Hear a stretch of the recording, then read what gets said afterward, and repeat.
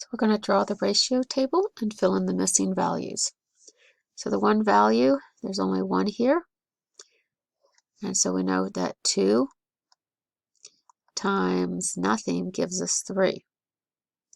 And we can't go from 2 to 5, and we cannot go from 2 to 7. So what we need to do is to simplify. So we're going to take the 2 to 8, and we're going to simplify it down. So 2 and 8, they're both divisible by 2. The little number, the little 2 goes into the big 8. So 2 divided by 2 is 1, and 8 divided by 2 is 4. So this 1, 4 we could actually use up here.